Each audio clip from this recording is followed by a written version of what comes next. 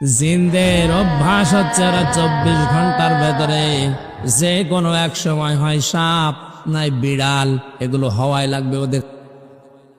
এই জন্য রাতের বেলা অনেকে বের হওয়ার পরে কালো বিড়াল যারা দেখেন, সবগুলো কালো বিড়াল না, ওগুলো দুই একটা জিনও আছে। ওগুলো দেখলে আপনি একেবারে সরাসরি যদি দেখেন বলবেন আস্তাগফিরুল্লাহ অথবা লা হাওলা ওয়ালা কুওয়াতা ইল্লা বিল্লাহ। আর একটু বেশি পারলে আয়াতুল কুরসি পড়ে বুকে ফু দিয়ে নেবেন, নাইতো যদি দুষ্ট হয় আপনার একটা ক্ষতি করে দেবে।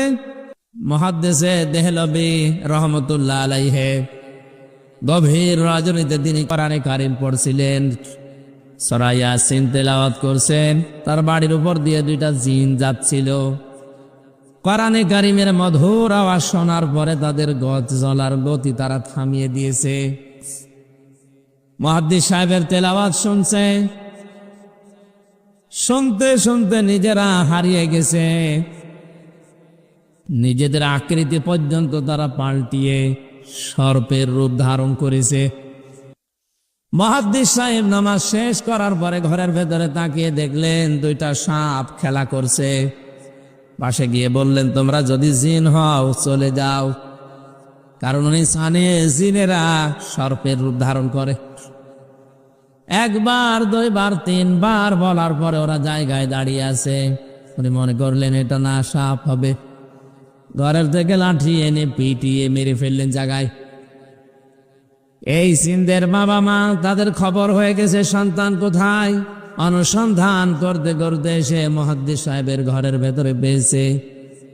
মুহাদ্দিসকে সহ দুইটা সন্তান মরা নিয়ে গেছে তার নিজেদের দেশে জিনদের। লক্ষ লক্ষ জিনেরা আছে, এটা তাফসিরে হাক্কানিতে পাবেন আপনি। আমি শিক্ষার জন্য বলছি। লক্ষ লক্ষ জিনদের সামনে জিনের পিতা ডাক দিয়ে বললেন, মুহাদ্দিস সাহেব, আপনি আমার দুইটা সন্তানই পিটিয়ে মেরে ফেলেছেন। আমি ইচ্ছা করলে কোরআনের নির্দেশ অনুযায়ী আপনাকেও মেরে ফেলতে পারি। কারণ কেউ যদি কাউকে হত্যা করে তার তিনটা শরত আছে। 1 নম্বরে তাকে মেরে ফেলা লাগবে। 2 নম্বরে ওই লোকটা যদি জরিমানা দিয়ে দিয়ত দিয়ে তার পরিবারস্থ লোকদের কাছে ক্ষমা নিয়ে নেয়, এটার দ্বারা তার মাফ হবে। আমাদের দেশে মানুষ হত্যা করার জন্য যে ফাঁসির অর্ডার দেওয়া হয়, 30 বছর জেল দেওয়া হয়, এটা কিন্তু কোরআনের নিয়ম না। কোরআনে কারীম আয়াত শোনালেন জিনেরা, ইয়া আইয়ুহাল্লাযীনা আমানু কুতিবা আলাইকুমুল কিসাসু ফিল কতলা। ওহে যারা ঈমানের দাবি করো তাদেরকে বলছি, হত্যার বদলে হত্যা এটা আমি আল্লাহ লিখে দিলাম। আল্লাহ কিন্তু ফারাজা শব্দটা দেননি। আলেম যারা আছেন তাদেরকে বলছে আল্লাহ কুতিবা দিয়েছেন। ফরজ শব্দ দিলেও তো অর্থ হয়ে যেত, কাতাবা দিলেন কেন? আমি যদি এখন এখানে সভাপতি যিনি আছেন বলি যে এই জমিটা আপনাকে আমি দিয়ে দিলাম মৌখিক, এর কোনো দাম আছে? কারণ জমিও আমার না, এ দেওয়ার ক্ষমতাও আমার নেই। আর আমি যদি এই জমির মালিক যিনি, তাকে দিয়ে দলিলে সই স্বাক্ষর করে লিখে ওনার হাতে বলে এই যে লিখিত, ওই জিনিসের দাম নেই। আরো আসতে বলেন, আল্লাহ শুধু ফারাজন শব্দ দিলে দিতে পারতেন, না দিয়ে কুতিবা দিয়ে এটা জানিয়েছেন যে বিধানটা ছোটখাটো না, গুরুত্বহীন না। এটা কিন্তু লিখে সই স্বাক্ষর করে দলিল করে দিলাম, এর দাম আছে। জিনদের পিতা ডাক দিয়েছে, মুহাদ্দিস সাহেব, আমি কিন্তু আয়াত অনুযায়ী আপনাকে মেরে ফেলতে পারি, কিন্তু আমার একটা হাদিস জানা আছে, কোন সৃষ্টি যদি তার আকৃতি পাল্টিয়ে ফেলে তাকে মেরে ফেললেও কোনো গুনাহ নেই। আমার এই সন্তান দুইটা তাদের নিজেদের আসল আকৃতি পাল্টিয়ে সর্পের আকার ধারণ করেছে। আপনি যেটা বললেন যে তিনবার তাদের বলার পরেও তারা শোনে নাই, এই জন্য আপনি না বুঝতে পেরে মেরে ফেলেছেন। আমি আপনার কোনো দোষ দিতে চাই না, তবে একটা কথা, যে কোরআন শুনতে গিয়ে জীবন গেছে, স্থান ত্যাগ করে নাই। আপনার এই মধুর কণ্ঠ দিয়ে আমাদেরকে ওই কোরআন থেকে একটা কিছু শুনিয়ে বিদায় করেন।